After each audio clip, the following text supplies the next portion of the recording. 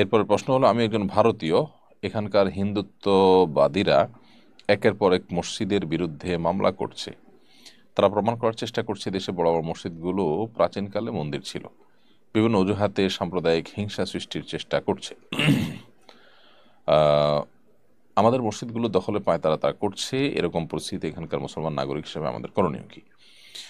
আমরা আপনাদের এই করুণ দৃশ্যগুলো সোশ্যাল মিডিয়ার মাধ্যমে দেখতে পাচ্ছি, যেটি খুবই দুর্ভাগ্যজনক, আমাদের পীড়াদায়ক আমাদের জন্য। আমরা খুব কষ্ট পাই এ সমস্ত দৃশ্য দেখে। আমরা আপনাদের জন্য দোয়া করি মনে প্রাণে, আল্লাহ রাব্বুল আলামিন আপনাদের এই কষ্ট দূর করে দিন, আপনাদের এই দুঃখ দুর্দশা আল্লাহ সুবহানাহু ওয়া তাআলা মোচন করে দিন, এবং আল্লাহ তাআলা আপনাদেরকে এই পরিস্থিতি থেকে উত্তরণের পথ বের করে দিন। আমরা দোয়া করি মনে প্রাণে। সেই সাথে আপনাদেরকে বলবো, আপনাদের দেশে যে সমস্ত ওলামা একরাম আছেন, সে সমস্ত বিজ্ঞ পণ্ডিত এবং দায়িত্বশীল ওলামা একরামের পরামর্শ এবং তাদের পথ নির্দেশকে আপনারা মেনে চলবেন। তাদের পরামর্শ এবং তাদের পথ নির্দেশ যদি আপনারা মেনে চলেন, তাহলে ইনশা আল্লাহ তাআলা আশা করা যে আমরা সঠিক পথের দিশা পাবো, আপনারা সঠিক পথের দিশা পাবেন।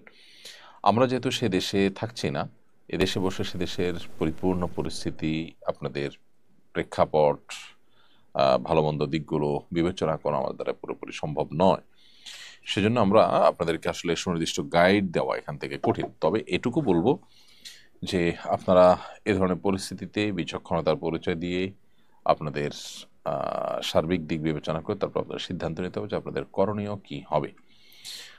মামলাগুলোর যদি আইনিভাবে মোকাবেলা করার মতো শক্তিশালী ব্যবস্থা থাকে বা সেরকম ন্যায় বিচার বা সুযোগ থাকে, তাহলে অবশ্যই সেটা করা দরকার। আর এর বাইরে আল্লাহ সুবহানাহু ওয়া তাআলার কাছে দোয়া এবং নানাভাবে বিশ্ব মিডিয়ার কাছে জিনিসগুলোকে তুলে ধরা, যদিও বিশ্ব মিডিয়া মুসলমানদের উপরে অন্ধ, তারপর সাধ্য অনুযায়ী মুসলমানদের ব্যাপারগুলোতে অন্তত সিরিয়াস যে সমস্ত মিডিয়াগুলো আছে, আল জাজিরা সহ অন্যান্য মিডিয়াগুলো, সেগুলোতে আপনারা বিষয়গুলোকে নিয়ে আসার চেষ্টা করতে পারেন। আমরা দোয়া করি আপনাদের জন্য, আল্লাহ তাআলা আপনাদেরকে উদ্ধার করুন, এবং সেই সাথে আপনাদের বিচক্ষণ বিদগ্ধ দায়িত্বশীল আমাদের সাথে আপনারা পরামর্শ করে সিদ্ধান্ত নেবেন।